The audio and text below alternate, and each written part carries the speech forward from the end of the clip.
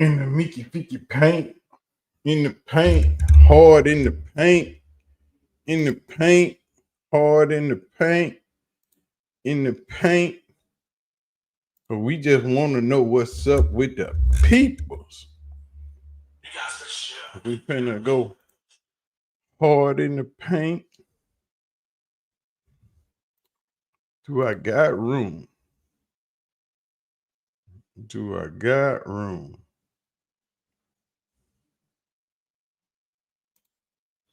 Do I got room for the people to come in?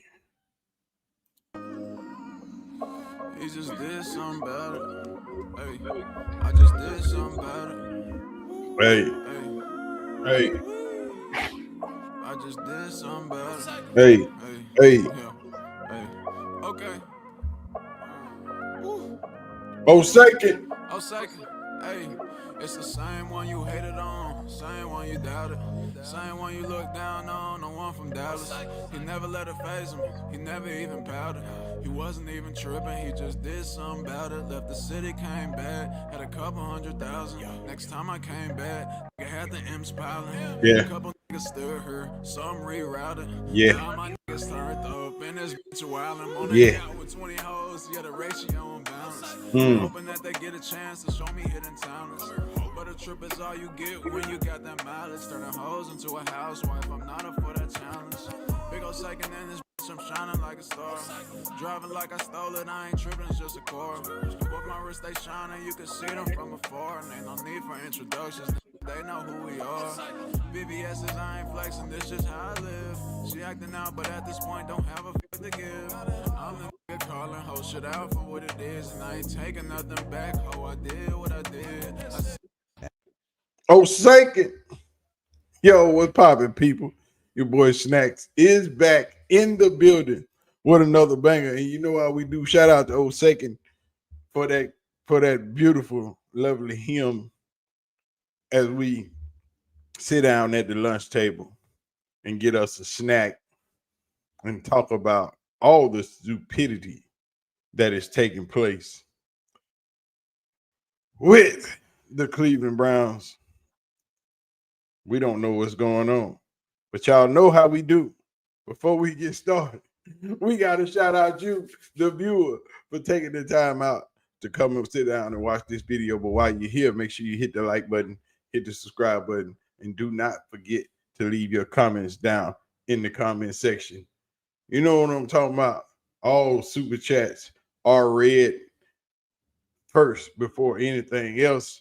And y'all know how we get down. We cannot start a show without shouting out our beautiful ladies of the CU Aunties. So if you see them in the chat today or anytime somebody is streaming, not just myself, make sure you stop by and say what's up to the ladies in the chat.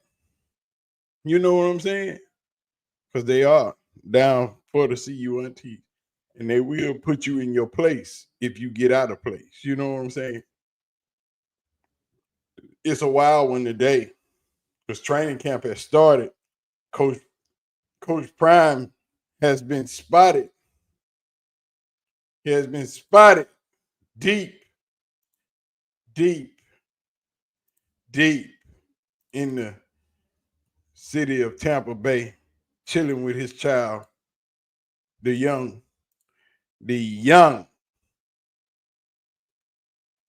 safety with the Tampa Bay Buccaneers, Shedeur Sanders.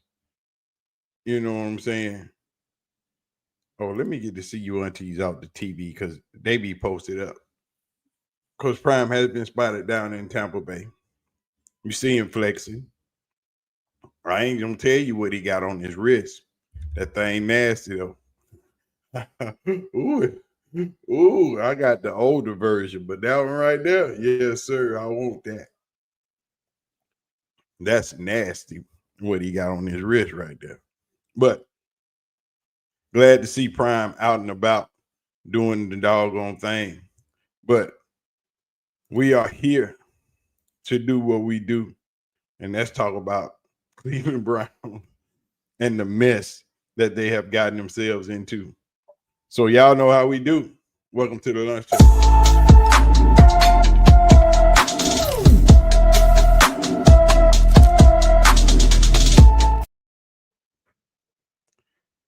And the Cleveland Browns, once again, is in disarray. As we all know, training camp has started and they are fixing to go bananas. But Cleveland training camp don't start till later on today. They start late in the evening. So you won't get no videos from me about whatever happens today in training camp. I will let those other people flood y'all timelines, flood y'all algorithm up, and do the dang on thing. When I get back tomorrow, I will drop some Shedeur videos. I'll try to drop some Shiloh videos. I'll drop a few things and we'll go from there. But these people are truly confused, and Shedeur is getting ready to muck up everything that Cleveland has done since the draft this year. Because Cleveland had a different plan. But y'all know we can't do this without no music. We black and sexy at all times. But Cleveland has mucked up this draft, and Shedeur is fixing to screw their plans all the way up. Because Cleveland has this losing mentality. And they went into this draft thinking, okay, we're going to get a quarterback next year, which they shouldn't have done. What they should have done, one, was drafted Travis Hunter. That's the first thing you should have done. See, you screwed yourself entirely when you didn't draft Travis Hunter. Because you're so busy used to losing. So the plan was, we going to lose. Going into the draft of this year, Cleveland's whole plan was, we going to suck this season. We ain't going to win. We ain't going to try to win. We going to suck. So we going to trade the second pick away. And we'll get us a bunch of more picks. But what you should have done was drafted Travis Hunter. That's the first thing you should have done.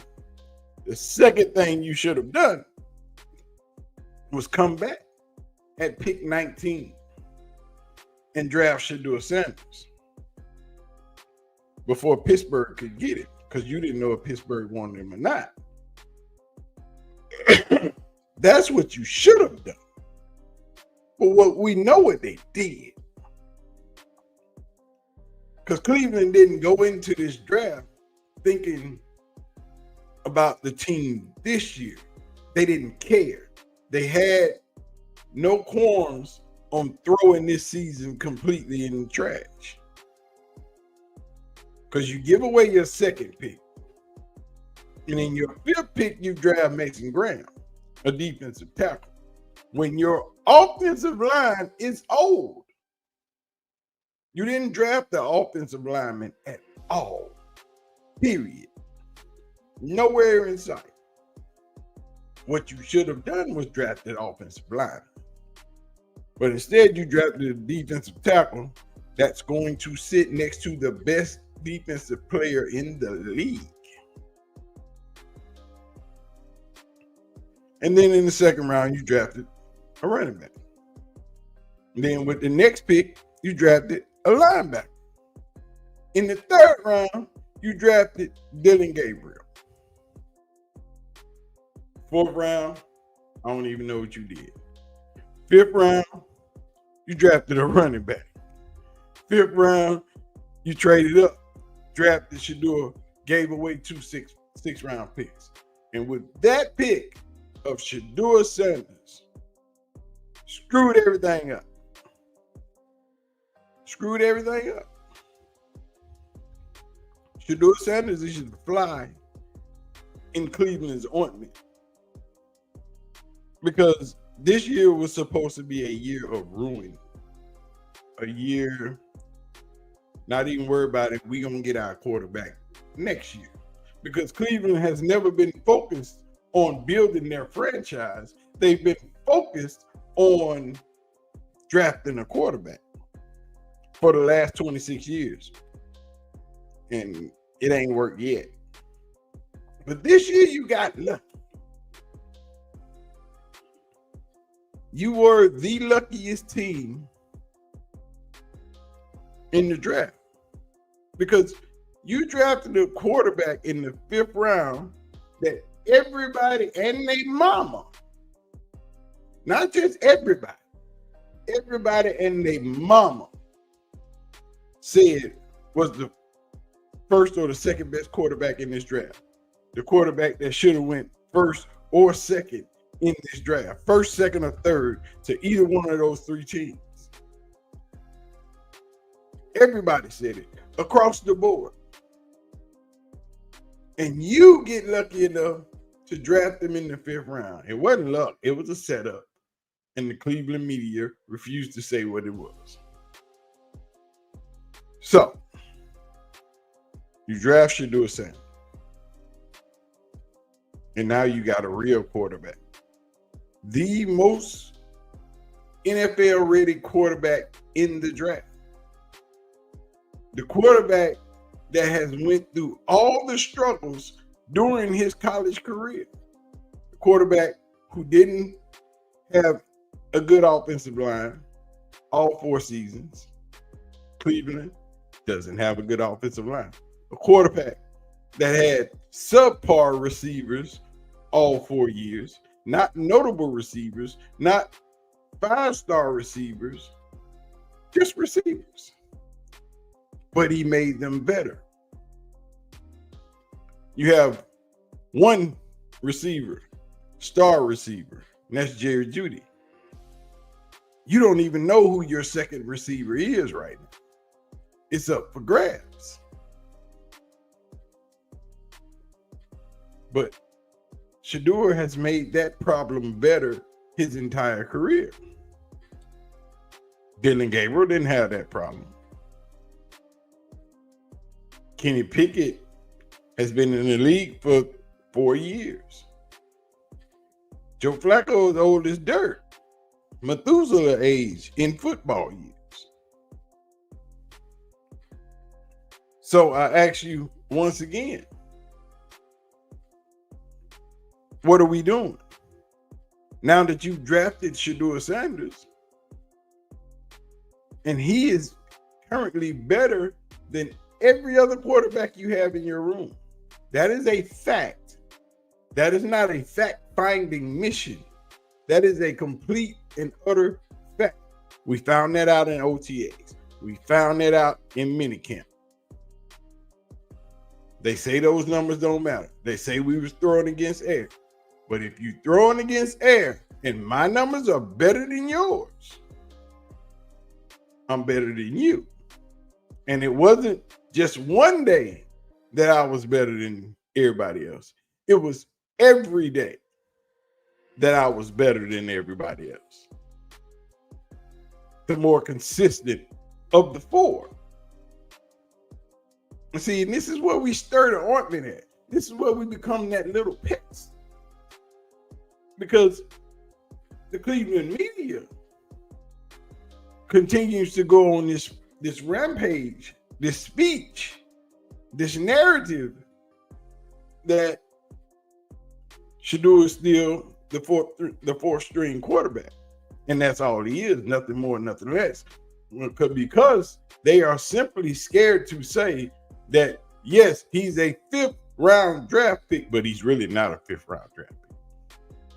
We all know how that unfolded. And this is where the problem lies.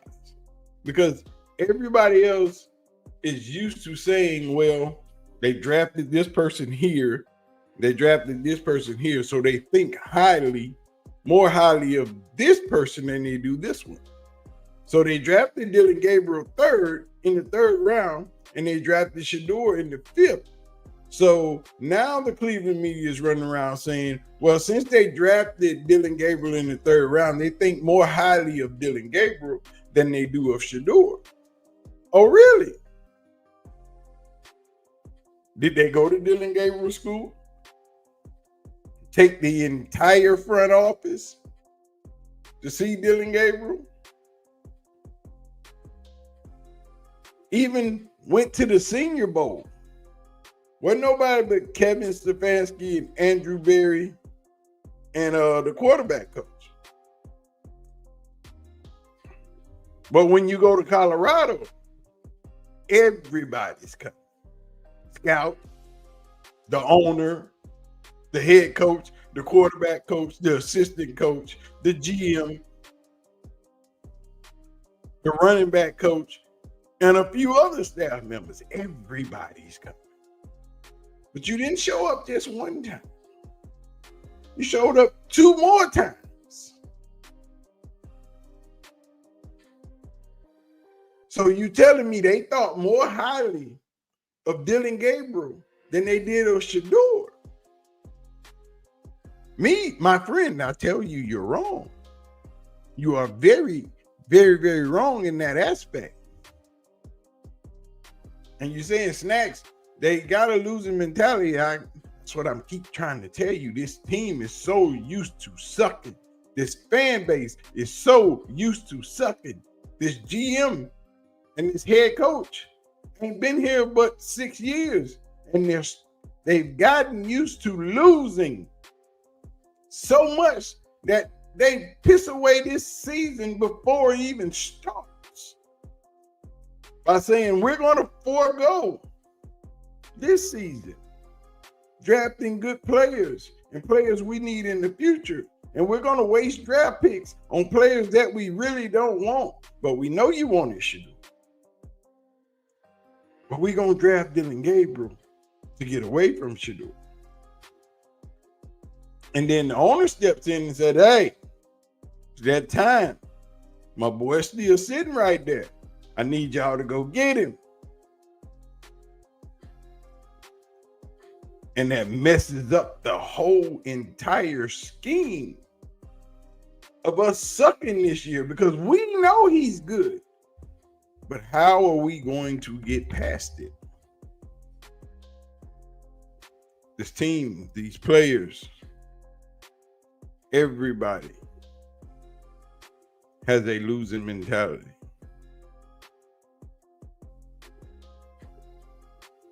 But now they're stuck with, how do we get rid of Shedeur Sanders?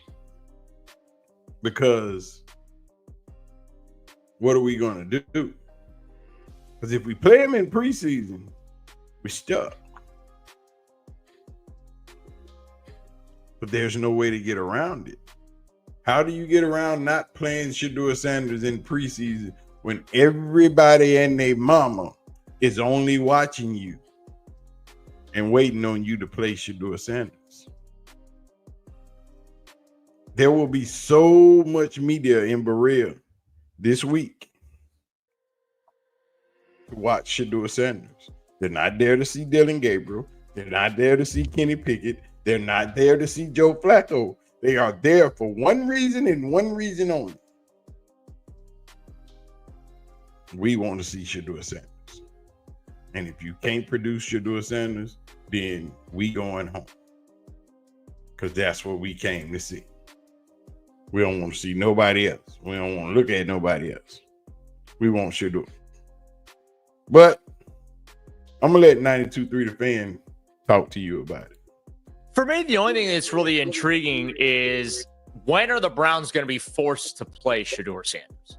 Because this is how it goes with them. When they do these quarterback competitions historically, and again, I go all the way back to the early 2000s when they started bringing in competition for Tim Couch. They have usually had to play everybody in that competition at some point. Like, you have the training camp battle, you pick the winner, and then you're going to see the other guy at some point.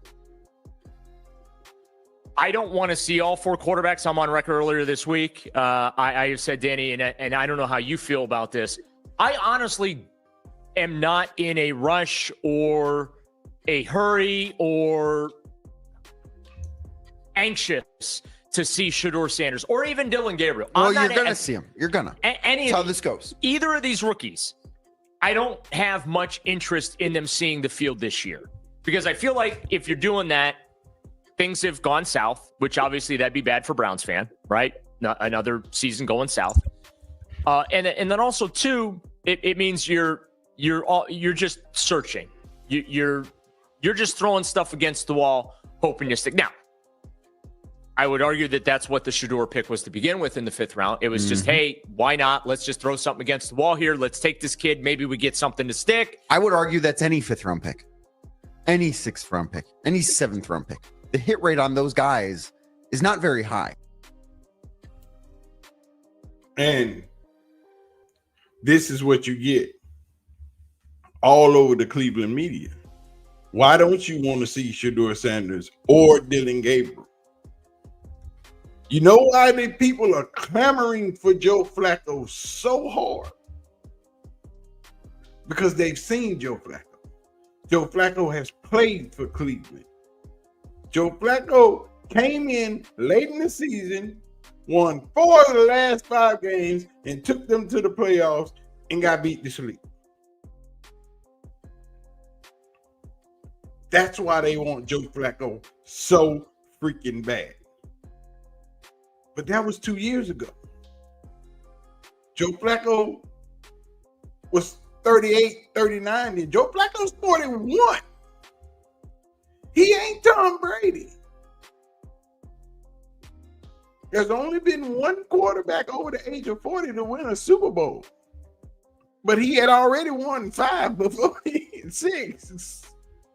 He got 7. There's only been one. Just like there's only been one Michael Jordan. There's been a lot of people compared, but there's only been one. Just like there will probably be only one Travis Hunter. There has only been one. This is why they want Joe Flacco so freaking bad. And it's dumb. Joe Flacco should be the break glass in case of emergency quarterback. You know what Kenny Pickett is. You've seen it. You've seen it 4 years in a row. You've seen it in Pittsburgh.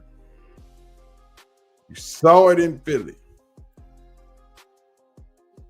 Pittsburgh drafted Joe Flacco and got rid of him. Traded him for DTR.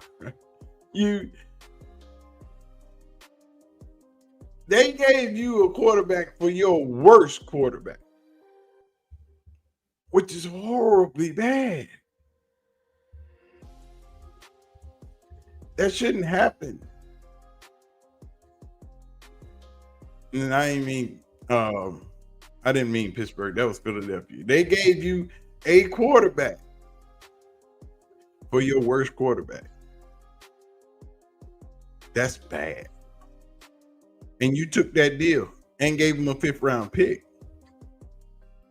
But now that you've drafted 2 quarterbacks in the 2nd round, what are you going to do? Because now you're hoping that Shedeur doesn't pan out, which is not going to happen. Shedeur has beaten every odd every year. For all of those that said he wasn't going to be able to do it, for all of those that said he couldn't do it, he did it over and over and over again. So what makes you think anything's going to change now? It was said over and over for weeks and months, all year in his senior season, Shedeur Sanders is the most NFL-ready quarterback in this draft. And you drafted that quarterback in the 5th round, and you think you're just going to sit him? You think he's not going to be better than the quarterback? Any other quarterback you would have drafted, Shedeur was better than. The New York Giants are finding that out right now. That Jackson Dart ain't really that boy.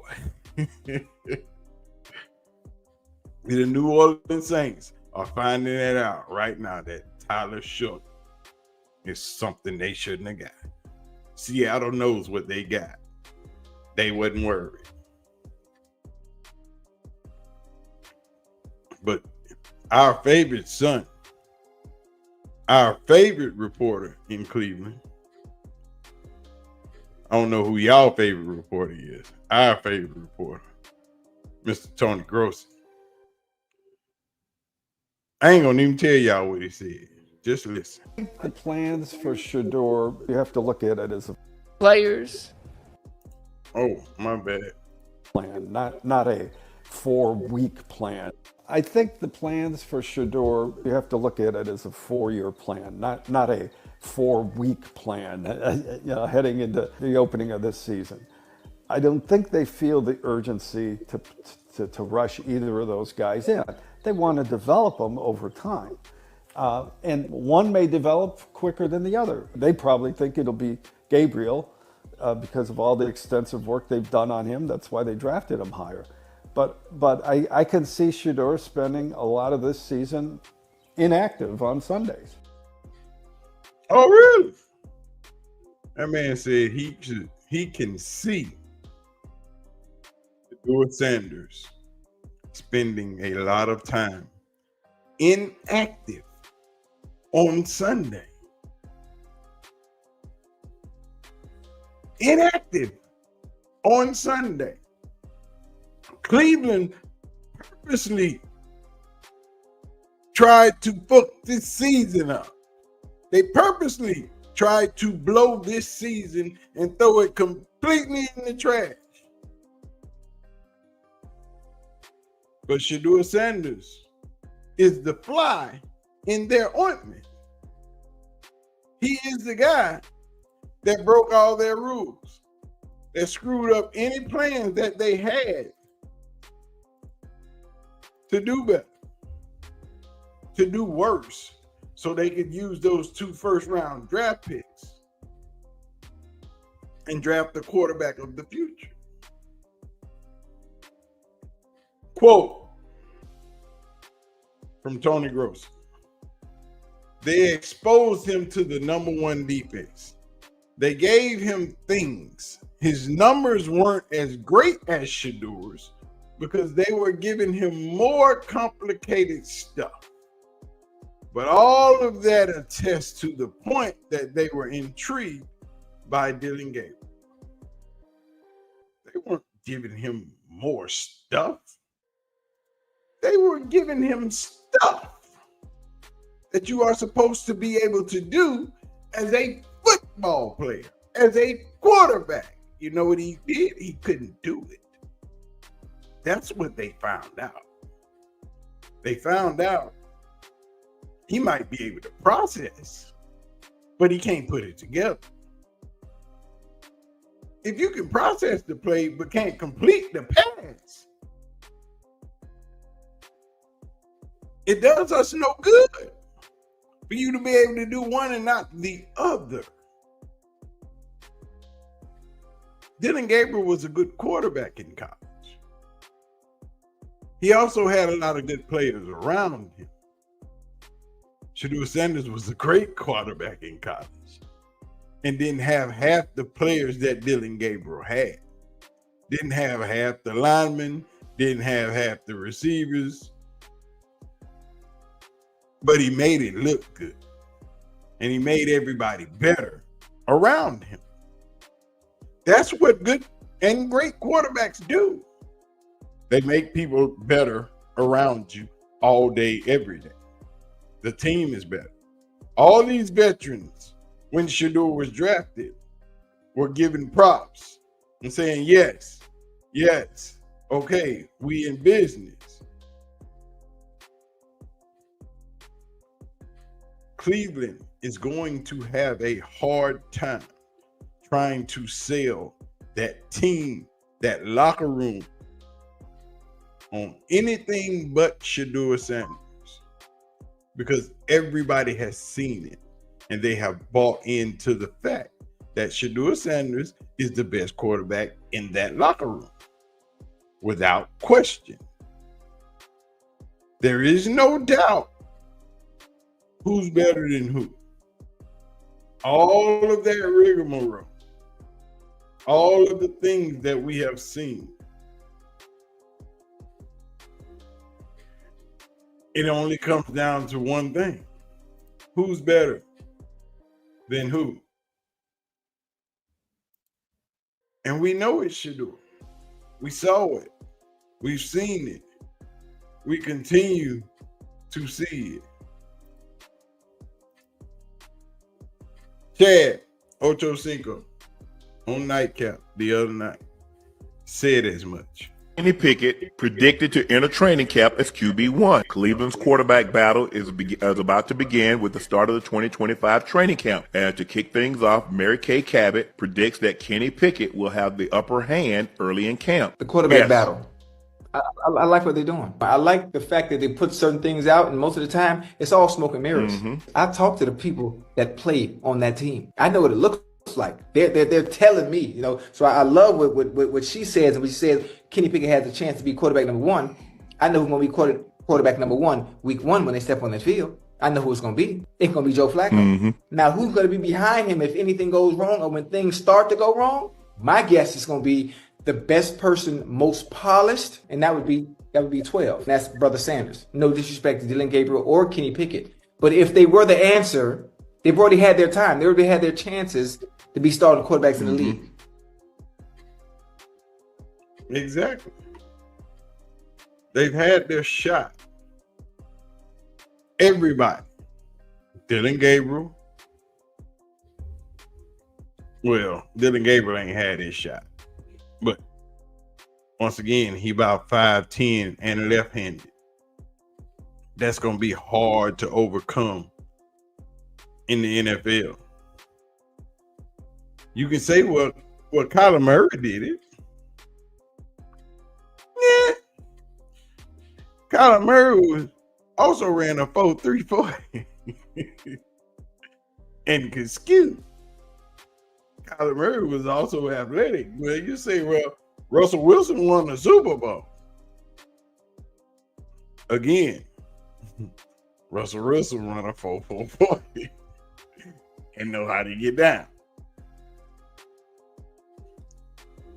All I'm saying is, if you wanted to screw this season, which that was your plan, you shouldn't have never drafted Shedeur. Shedeur is to stay away from because I'm going to have to play because I'm better than everybody else. Shedeur has trained all of his life for this. Yes, a lot of these quarterbacks have played football a very long time. Shedeur is different. He was trained different. He was brought into the game different. When they were playing with high school players and practicing with their friends, Shedeur was throwing to Antonio Brown. Shedeur was throwing to Terrell Owens. There's the difference. When you're training with NFL players in high school, when Tom Brady is coming out coaching you in high school, in college, when most of the coaches that have coached you growing up were NFL coaches, your game is different. That's how you become the most accurate quarterback in college football history with four of the worst lines in college football. Oh my God, y'all don't understand what greatness looks like when you see it. And the Browns are completely panicking. Y'all don't forget to hit the like button, hit the subscribe button for your boy. You know what I'm talking about? And the Browns are in panic mode. They are falling over themselves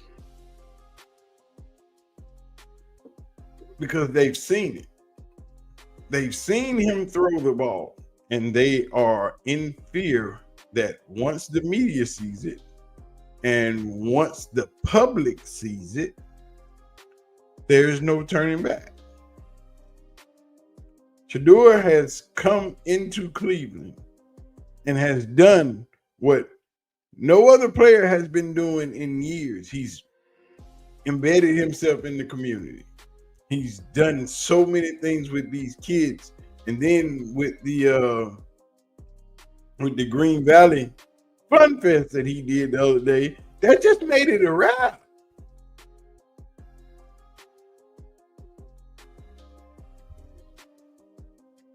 That just made it a wrap. I saw a lady on Twitter. Let me find this. Because it was one of Shedeur's linemen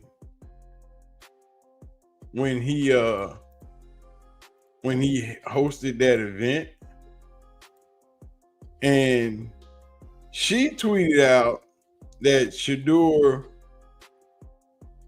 was the best thing to happen to Cleveland in a while, right?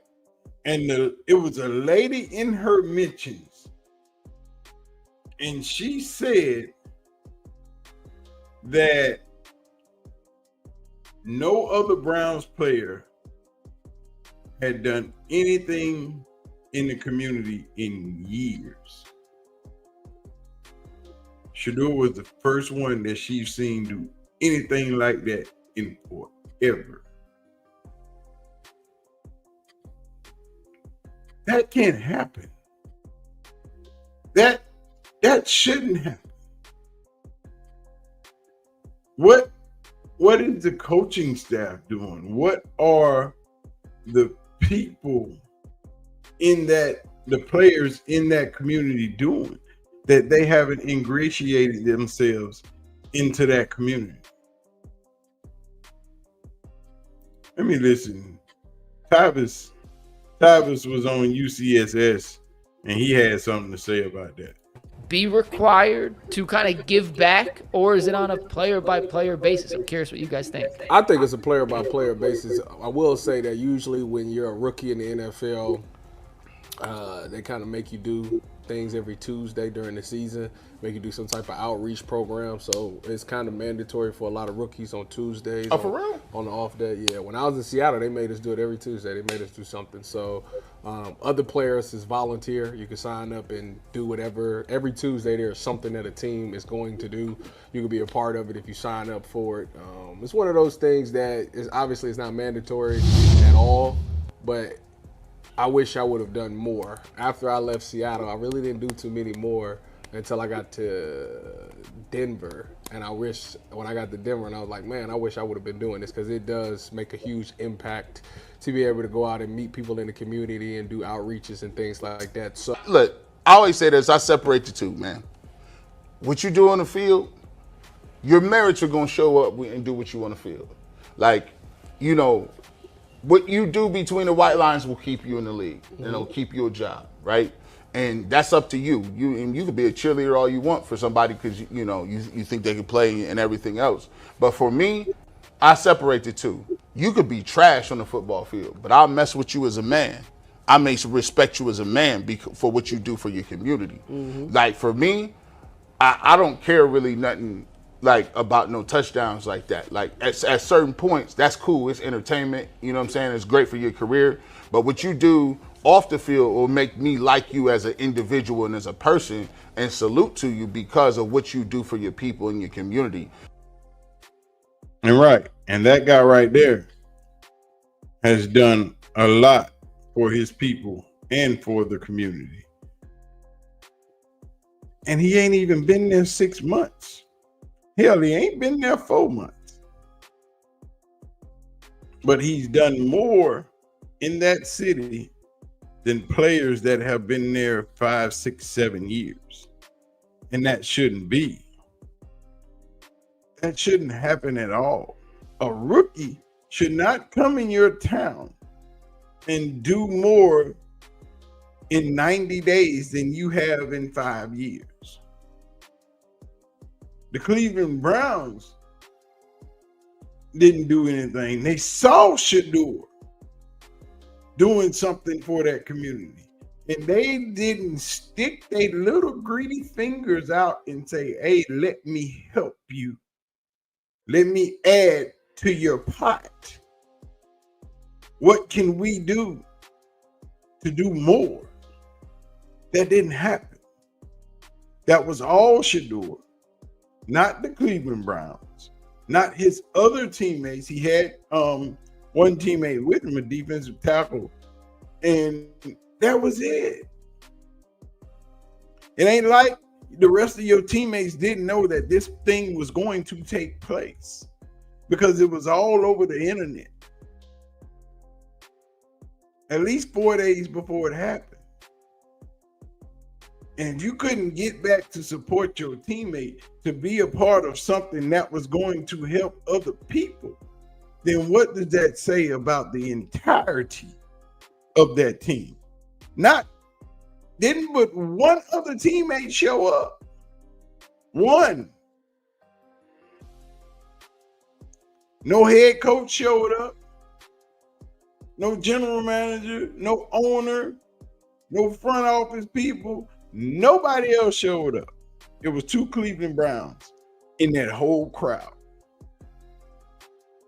during that whole event. What does that say about that organization as a whole? Because if one of your players is doing something and helping people out, you as an organization should reach out to that rookie player and say, hey, what can we do to pitch in? We don't want to take over. This is all yours. We just want to help.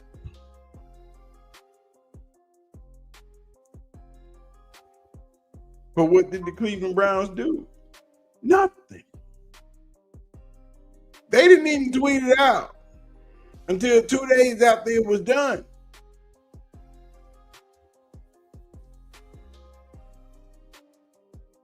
What have they done since? Nothing. Even after the fact, it's better that you do something as an organization because one of your players has already stepped up. But we want your tax money to build this dome. Yeah. That's what type of time Cleveland on.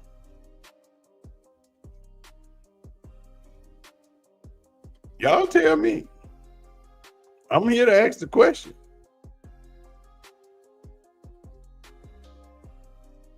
Well, hell, at this point, we're not even asking the question because we know Cleveland's entire plan was to screw this season up so they could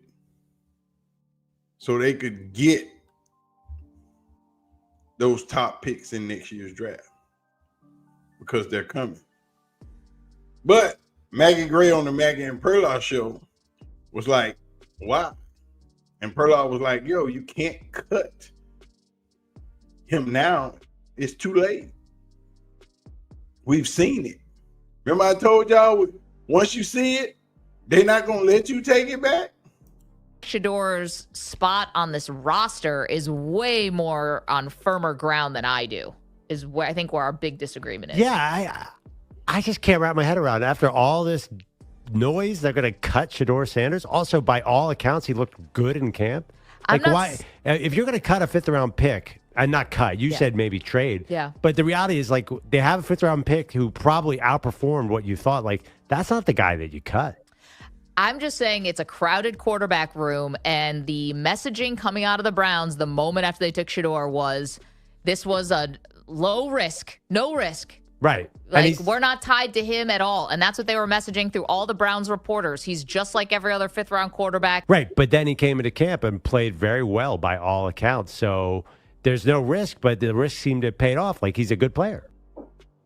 And that's Perla. And he doesn't even like Shedeur. He didn't think when he first got there, he didn't think Shedeur was a good player. He never thought Shedeur was a good player. But now he's like, it's too late. You can't cut him. How are you going to cut a player like that? You can't. There's nothing you can do now. I told you, once they see it, once we see it, it's too late. It is too freaking late. And let me show you his stance when Shedeur first got there. When Shedeur first got to Cleveland, Perloff was like, no, we're not doing this. There's no way you can keep Shedeur. But now, it's like, yeah, too late. There's nothing you can do to cut him. He's too good. The people have seen it. And now, since they've seen it, you shouldn't have let them see it. Because I told y'all, once we see it, you in trouble. Because at that point, we know. Everybody's seeing it. And the reporters don't want to see it because they didn't want him there anyway. Everybody didn't like Shedeur when he got there because of the hype that surrounded Shedeur. But once Shedeur got in the building, what you gonna do? Nothing. Once we see him play, there's nothing you can do about it. Once we see him making those passes, completing those plays, completing those touchdowns, they're cat's out the bag.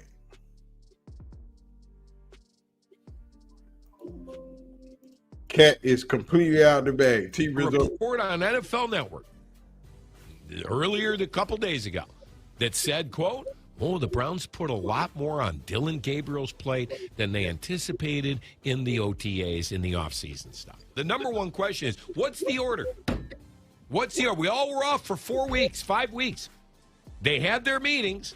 Give me quarterback 1, 2, 3, and 4 right now when training camp starts on Wednesday. And believe me, folks, Andrew Berry's calling the shots here for that. He is. Now, what happens on the field might be different than what he wants, and I trust the coaches that they would do what's best for the team. Correct. But I'm telling you that I believe that Kenny Pickett and Dylan Gabriel are the two guys that I'd be looking at right now to start this season. Yeah.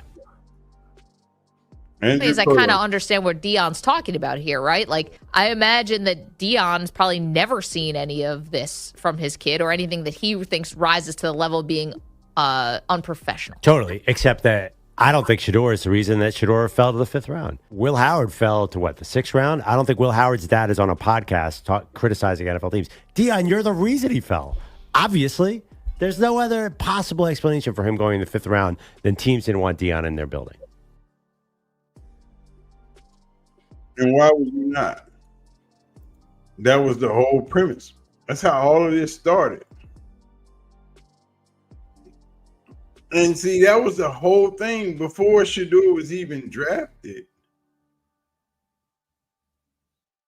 We all knew. We all knew what it was. Listen. Look good, though. I kind of understand where is elite. His ability to layer throws is elite. I think he's got plenty of arm strength. We've seen that on display, certainly in camp at times. There's something about Shedeur. I got a chance to interview him. He is very confident, but not in a cocky way. Has a lot of belief in himself. I like him. I like the kid a lot. I was very into the Browns taking him in the 1st round. You know, in my tape study of him, To me, if you can be that accurate, he was so tough. He got beaten up in college. I mean, absolutely annihilated behind that line. Did he develop some bad habits? Sure. But when plays were clean, his ball placement is, I think, elite. And if you can be accurate with the football, deliver, and know where it's supposed to go, you can be very successful in this league for a long time, especially in this style of an offense. And that's Nathan Segura, Browns color analyst all year long. Nathan Segura used to play football. The guy knows football. I was talking to one of my football buddies last night, Mark Clayton. If y'all don't know, I don't tell y'all I know a lot of football guys. I was talking to Mark Clayton last night. Played football for the Baltimore Ravens. Elite first round draft pick. Drafted what? Mark was drafted 22nd overall. Mark says Shedeur is that boy. And if they don't play him, they stupid. They can't trade him. He's going to cost too much. Because they're going to ask for a lot. Because they know how good he is. Best they can do is get those 2 6-round picks back.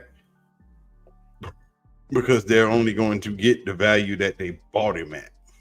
Because he hasn't played any football.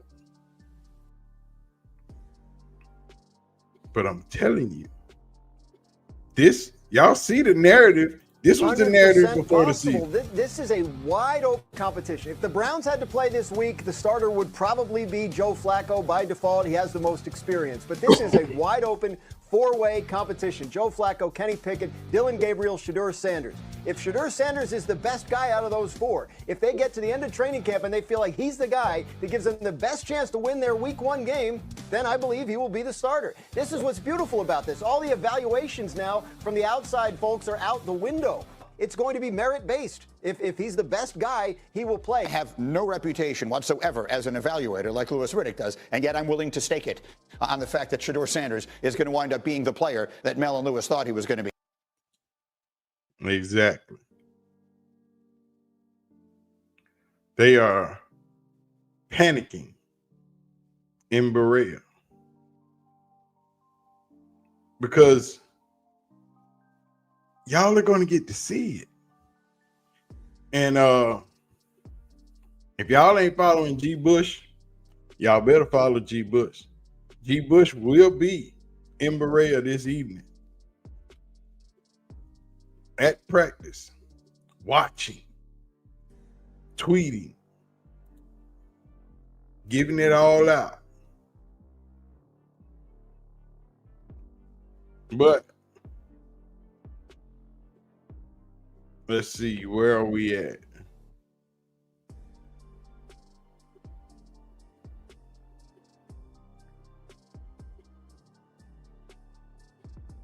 This is what I was looking for.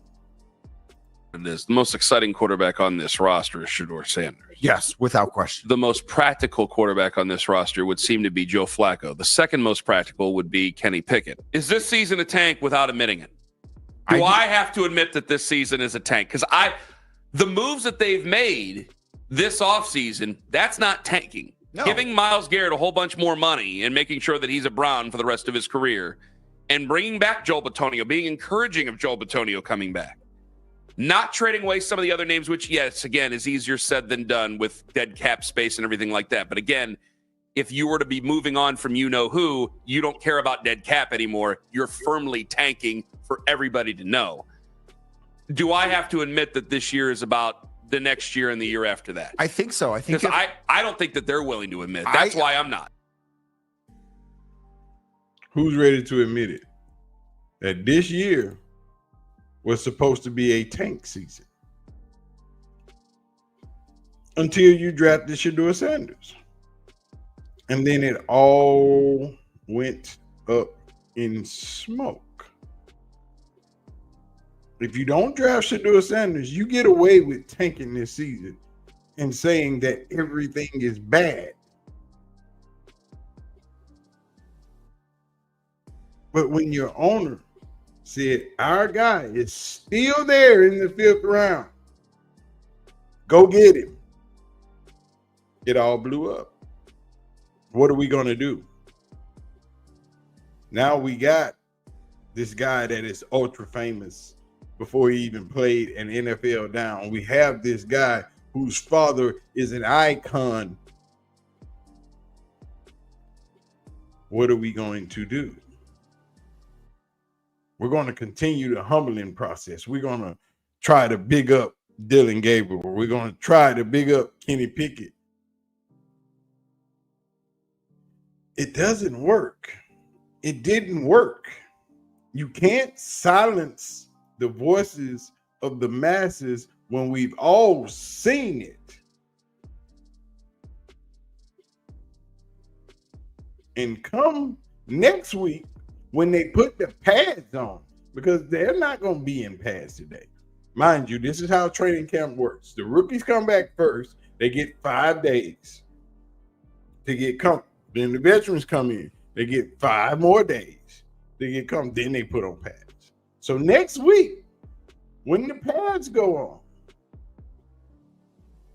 and the front linemen in the front, the offensive and the defensive line are grinding and hitting for real, and the sounds of pads are clacking, and you hear people pushing and grinding and grunting and coming at you, when Dylan Gabriel this time looks up and see big 9'5" standing in front of him, but this time he got pads on and his head down and he bulldozing forward at you, what you gonna do? But you know he can't hit you.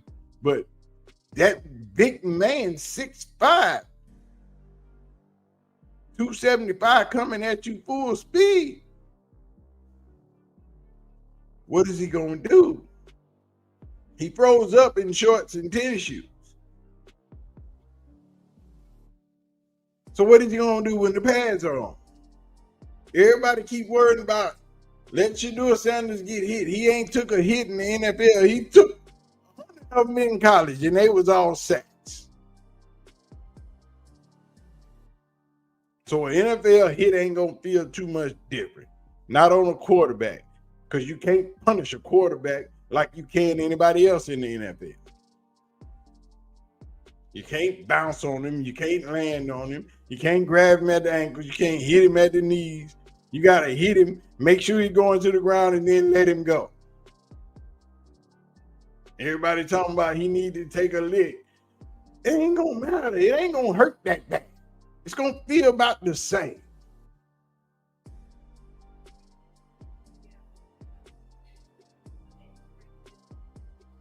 All I know is everybody that didn't draft Shedeur Sanders is mad right now. Except for Seattle, because they got trash. Everybody's showing this doggone Jackson Dart interception. So what? He threw a pick. Dylan Gabriel and threw 3.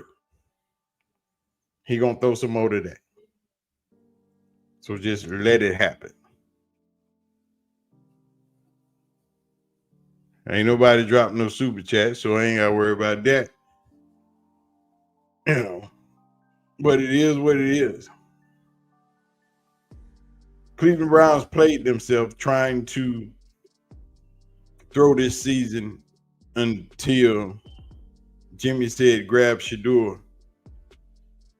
Now Shedeur is all about being great. He got that dog mentality. He got the same attitude as his brother. Why does everybody think that Arch Manning is going to be great and don't believe that Shedeur Sanders is going to be great? Arch Manning daddy didn't play football. Well, he got hurt and he stopped playing football. His uncles played football.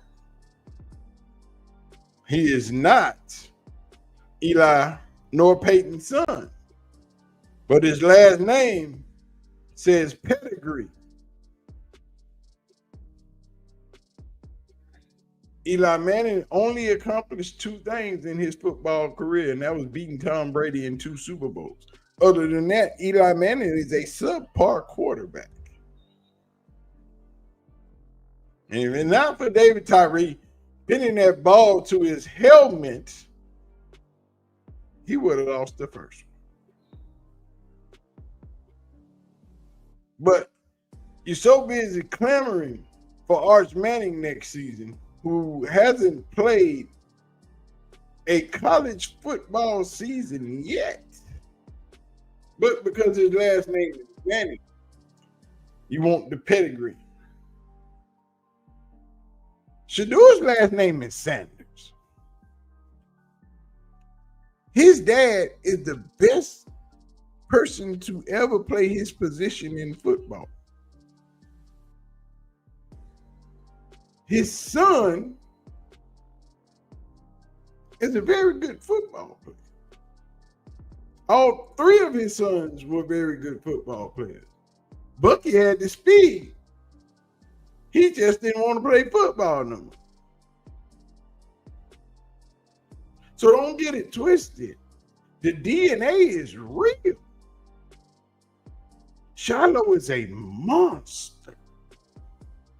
I've been telling people that for 4 years. Shiloh is a beast. Bad.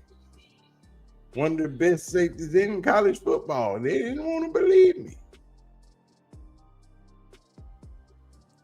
Shedeur is the quarterback change the Cleveland Browns need. Shedeur is the answer to everything they've been wanting for the last 26 years. They just have to believe in it. They just have to want it. They just have to not be scared of making a fool of themselves because you drafted Dylan Gabriel trying to prove yourself right when Shedeur is going to prove you wrong every time. And we're going to see it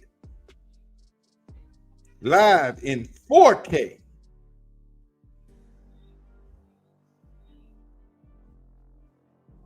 So what are you doing? Why are you trying to hold the reins back and worry about how you're going to look with your pick? Because you picked Dylan Gabriel in the 3rd round. We don't care because we already know. You have a problem with admitting it and letting it happen. People don't want to see it. They scared of it. But you know what's going to happen? They're going to get in the season, and they're going to get at about game 3. And Jimmy Haslam going to come on down from the owner's box and say, hey, I need to see 12. I don't care about Dylan Gabriel. I want 12 in the game. That's what's going to happen.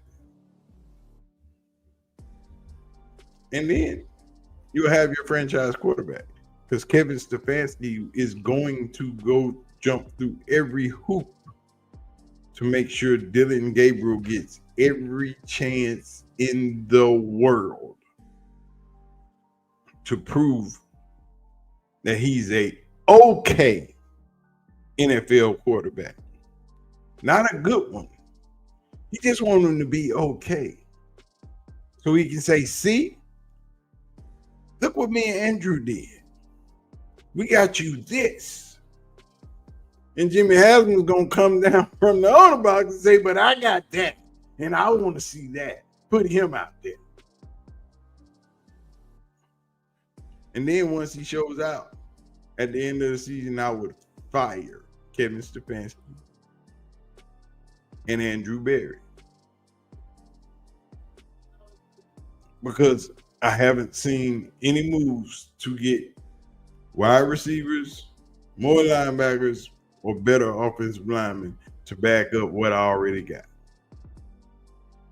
You're not trying to make this a better team. You don't have a true number 2 wide receiver, and you need that. You got 3 good tight ends. Well, 2. Fanning and Njoku. I don't know about that 3rd one. He a little shaky. But you got a 1st round draft pick tight end that just hit free agency from Seattle. And you better go get it. And you better go get another receiver.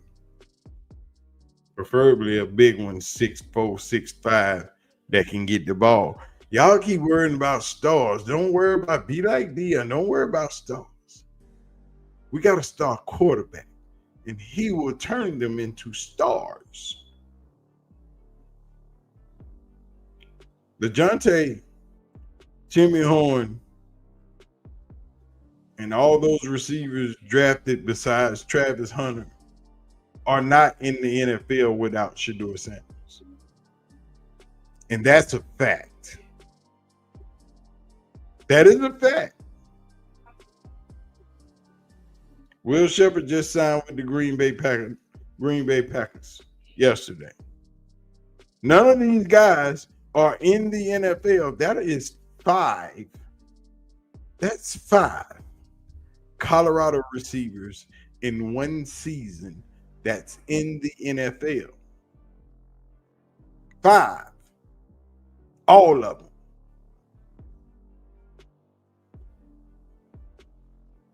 None of them was going to be drafted. None of them was making the NFL. None of them was even going to get a look. Not even a camp invite. None of that. Without Shedeur Sanders. Tell me I'm lying. You can't. Because it's all false. It's all facts.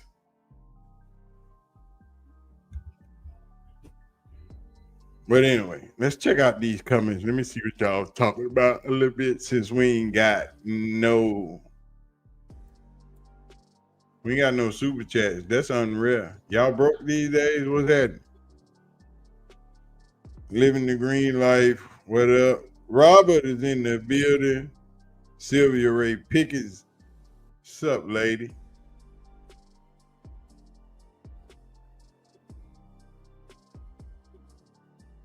Santel, what up? Antonia, Miss Brown. Selmo is always in. I don't care what stream I'm in. Selmo is in the building. Nate Edwards growing up in the NFL with his dad is what gave him his work ethic, the work ethic of a Hall of Famer. That is correct. Robert said they just want the dream. The Manning is coming out this year. And that he would have refused to play for them. Man, Arch Manning might not even come out this year. They don't know that. Audrey, legendary see king of the bag. Mass collector.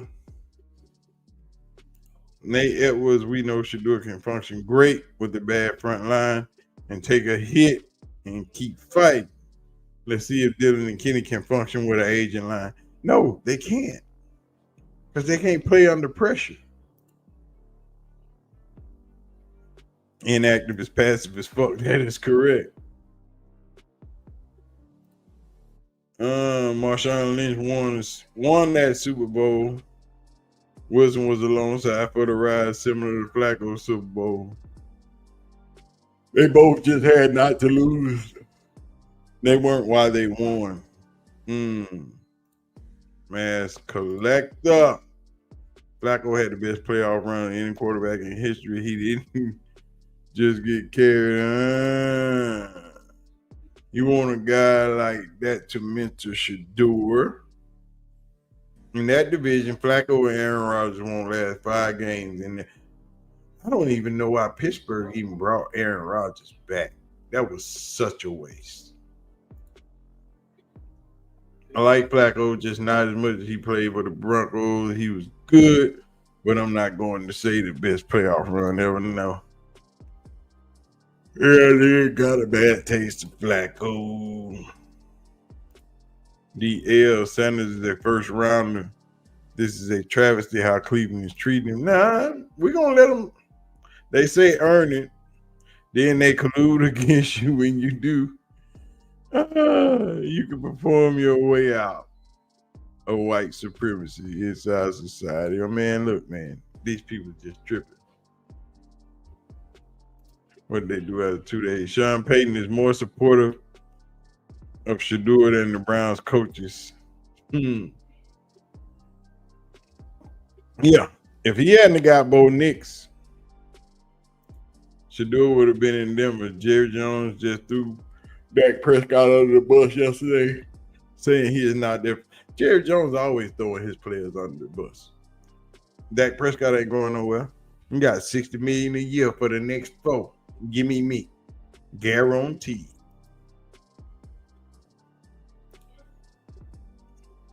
Yeah, I believe that too. Bo Nix and Shedeur are similar build to Drew Brees. They saying Shedeur is too small, but Gabriel is perfect. Man, you seen them standing side by side. Drew Brees surprised New Orleans by not retiring. They need a quarterback. They could have had a quarterback. He wearing number 12 right there. They could have got him at 9. But they didn't want a quarterback because they drafted Nussmeier's son next season so he can play with his daddy. They act like next year's draft is better than Shedeur. Yeah, most of those guys played last year. So, DL, that's why I want Shedeur out of Cleveland. The O-line is old. Yeah, that O-line is old. My bad. I'm actually broke, bitch. Nah, don't worry about it, dog. I don't care nothing about it for real. But anyway, man, I got to go take a nap because I ain't been to sleep. I worked all night last night. Got up, did a bunch of stuff this morning when I got back. Been running around, got back in time to do this live stream to hang out with y'all. But y'all know how we get down.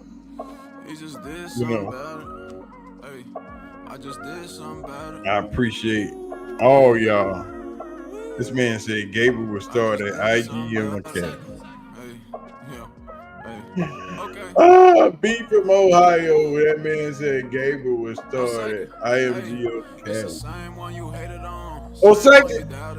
Same one you look down on, the one from Dallas. He never let it phase him. He never even pouted. He wasn't even tripping. He just did something. Y'all better rock with it. City came back, had a couple 100,000. Next time I came back, I had the M's piling. Couple niggas still here, some rerouted.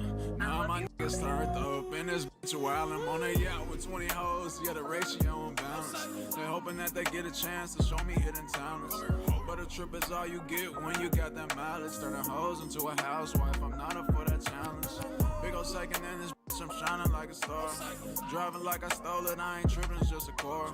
But my wrist, they shining, you can see them from afar. And ain't no need for introductions, they know who we are. BBS is I ain't flexing, this just how I live. She acting out, but at this point, don't have a f*** to give. I'm the nigga calling whole shit out. Thank y'all for coming out to the lunch table.